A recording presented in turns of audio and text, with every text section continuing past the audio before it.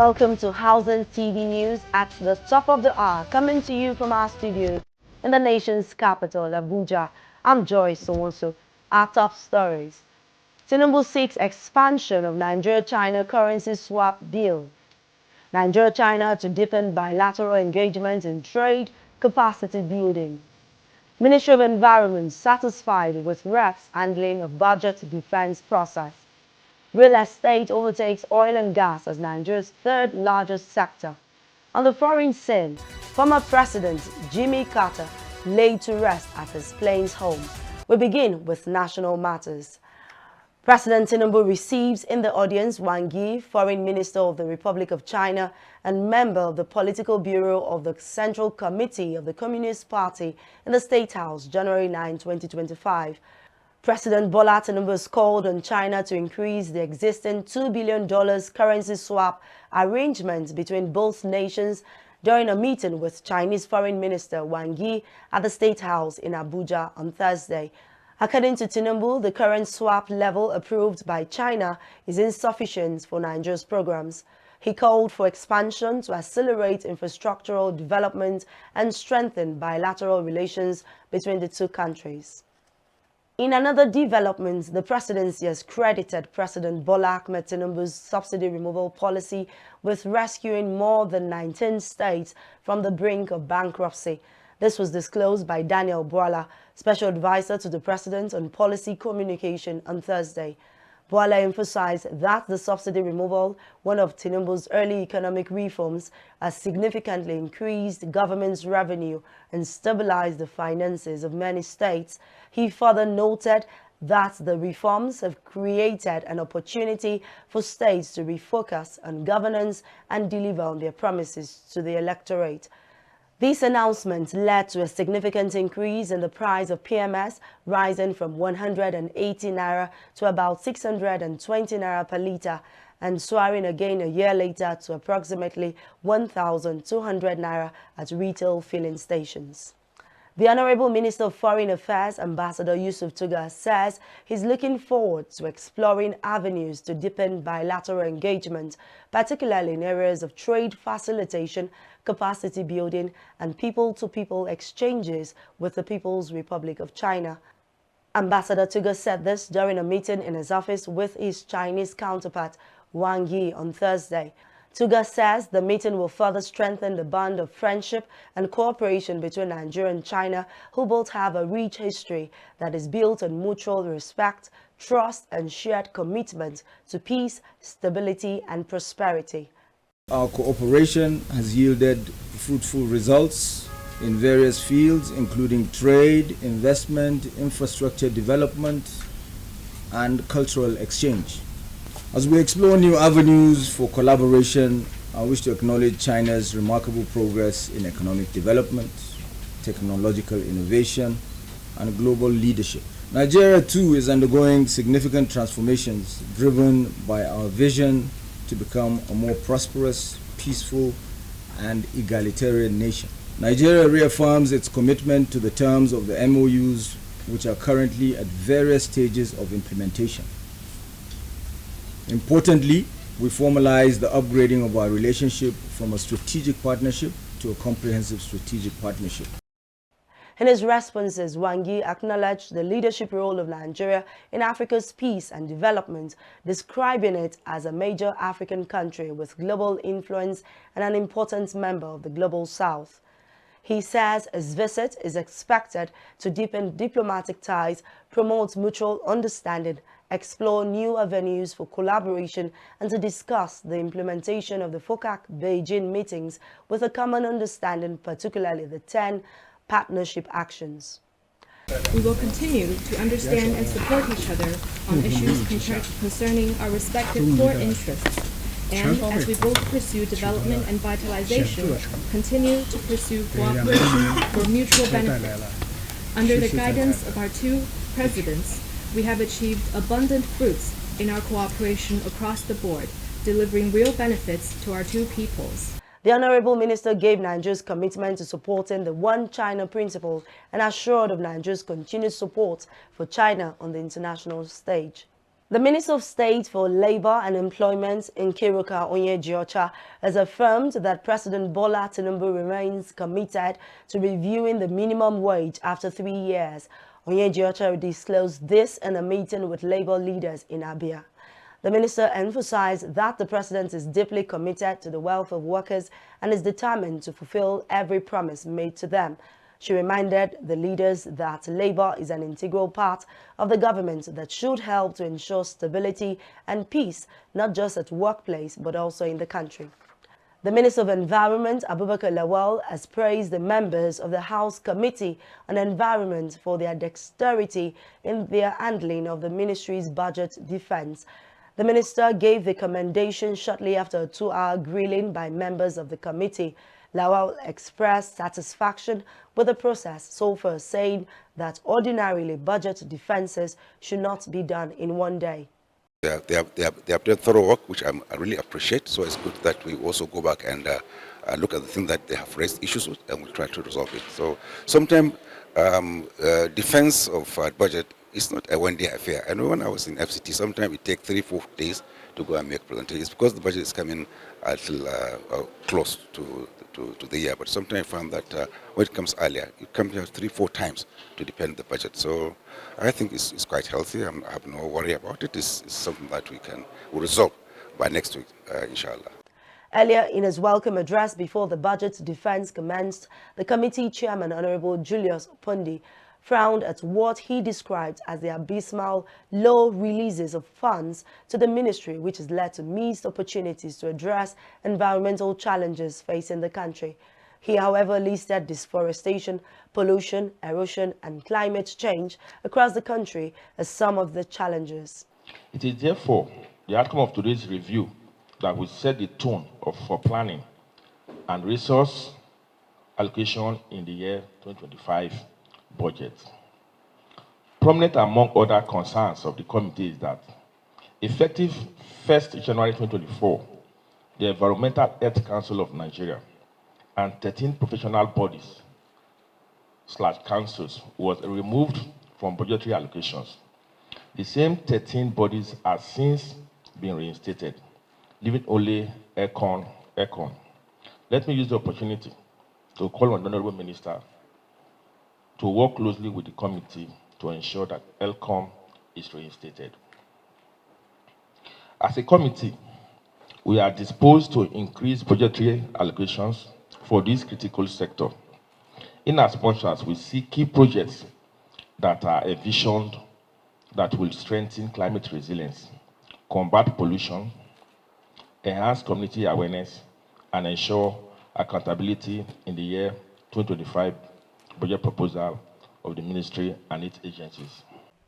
The committee has, however, stated that on Thursday next week, the continuation of the budget defense will be carried out to enable the ministry to correct some anomalies observed during the hearing. Now to the FCT, where the residents of Kuchibui community, a suburb of Abuja, have called for improved security networks to avert terrorist attacks following last Monday's bomb explosion in the area. 2 children died while others got injured in the blast, which rocked an Islamia school in the community as workers resumed fully for the year. The incident also left the community reeling as they suspected that the explosion was a direct terrorist attack. The residents called for swift action to prevent further tragedies and ensure their safety, stressing escalating tensions in the community since the arrival of the Almajiris 4 years ago. The coalition of northern groups, civil society organizations, and other stakeholders have called on lawmakers from the north to turn down the tax reform bills by the federal government. In a communique issued at the end of their town hall meeting on Thursday at Arewa House, Kaduna, the groups maintained that the bills did not reflect the realities on the ground. According to the communique signed on behalf of the groups by Mohammed Sanusi Ali, the tax reforms could increase poverty, unemployment, weaken educational institutions, and worsen the present economic hardship. The communique called for the immediate withdrawal of the bills and urged the federal government to adopt a more inclusive and people-centered approach to economic reforms.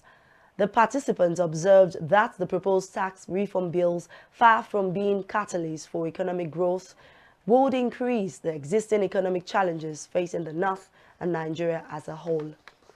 We go to Akwa Ibom now, where the Nigerian Navy personnel stationed at NNS Jubilee in the Ikot Abase local government area of Akwa Ibom have reportedly seized a boat carrying about 100,000 liters of crude oil.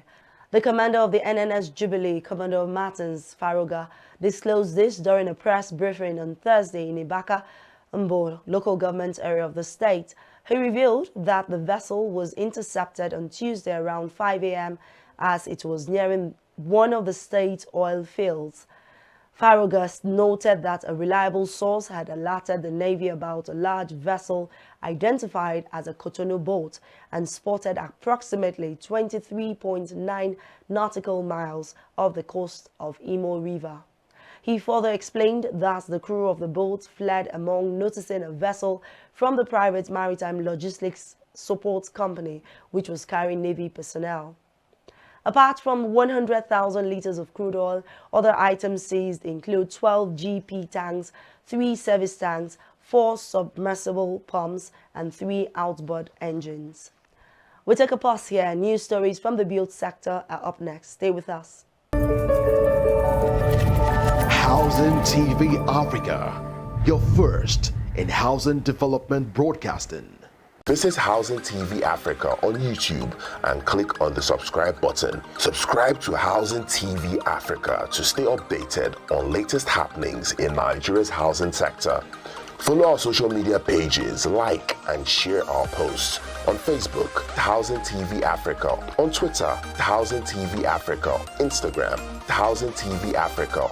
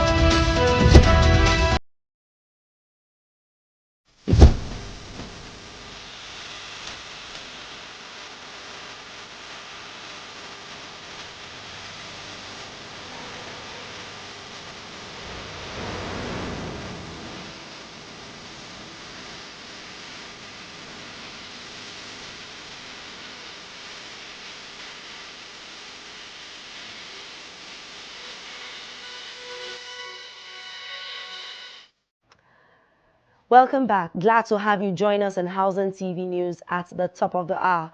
Now to the build sector. The Minister of Works, David Umahi, has warned the contractor of the East-West Road, Section 3, Eleme Junction, One Junction, Mrs. Reynolds Construction Company, to deploy more resources to hasten the pace of work of phase rescoping or termination of contract. Humai, however, handed down a warning on Wednesday while inspecting the progress of the project and expressing satisfaction with the quality of work done, reminded the contractor to deliver a section of the carriageway before the end of April 2025. A statement by the Director of Press and Public Relations, Mohammed Ahmed, on Thursday said Umahi began an inspection on ongoing road projects in the southeast and south-south geopolitical zones, starting with Section 3 of the Enugu-Port Harcourt Expressway, Umuahia-Abia. He, however, warned that the ministry will not tolerate delays and will continue to closely monitor all ongoing projects, ensuring that they align with President Tinubu's vision for accelerated national growth and development. From the ongoing gross domestic product GDP and the consumer price index CPI, rebasing shows that real estate has displaced oil and gas as Nigeria's third largest sector. Real estate is behind crop production and trade, which are now Nigeria's biggest and second biggest sectors, respectively. Agriculture had been Nigeria's biggest sector before now, contributing over 20% to the nation's GDP. It had subsectors such as crop production, livestock, forestry, and fishing. In nominal terms, real estate services grew by 46.52% in the third quarter of 2024, higher by 43.70% than the growth rate reported for the same period in 2023 and lower when compared to the preceding quarter. Despite the decline in purchasing power, there is a growing demand for Nigeria's real estate. However, the real estate market is anticipated to achieve a value of $2.61 trillion by 2025, showing that the sector has huge potential. Now to Lagos State, where the State Commissioner for Physical Planning and Urban Development, Dr. Oluyinka Olumide, has called on residents to report infractions related to physical development across the state. In a statement issued by Mukaila Sanusi, Deputy Director of Public Affairs at the Ministry of Physical Planning and Urban Development, Olumide made the call during a strategic planning meeting held in Alausa on Wednesday. Olumide mentioned that proper planning cannot be done without the support and contribution of people, and that is why residents are given the privilege to make their complaints, report any observed untoward developments, and contribute generally to the sustainable development of the state. He assured residents of the ministry's commitment to carrying out its regulatory duties impartially and urged them to help build a sustainable Lagos by promptly reporting any violations they observe. The new permanent secretary of the Ministry of Defense, Ambassador Gabriel Aduda, has promised to work with the services to address the housing deficit and improve the post-service scheme. He also promised to expedite action on reviewing defense policy as a critical component of national security. Aduda stated this during a familiarization visit to the defense headquarters in Abuja. He said the ministry would continue collaborating with all the services to ensure the policy was quickly reviewed. According to him, the defense policy review may allow them to see how to make that available in public service roles. He also promised to work with them to enhance services welfare and address deficiency, especially in housing.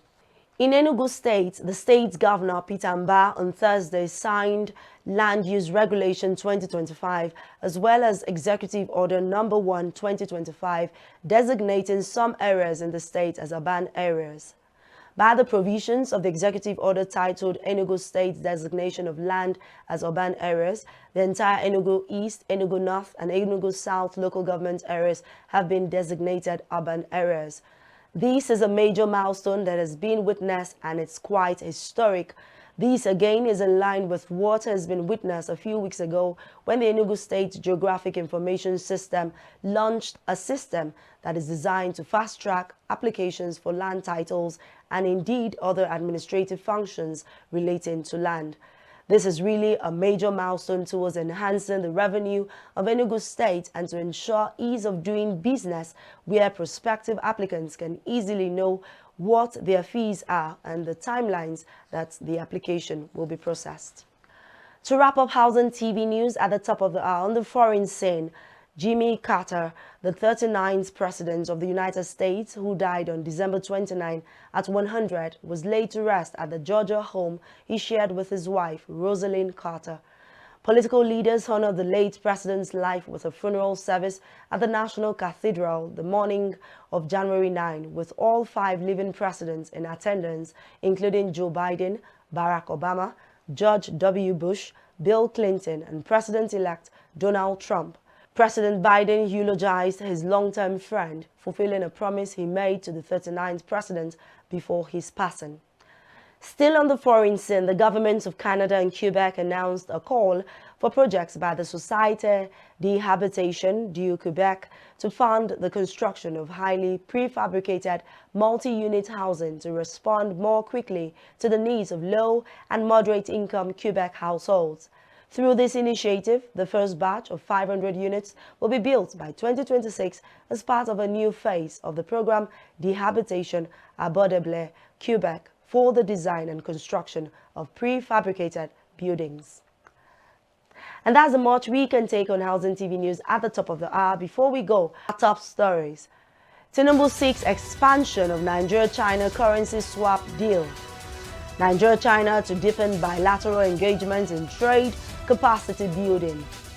Ministry of Environment satisfied with reps handling of budget defense process. Real estate overtakes oil and gas as Nigeria's third largest sector.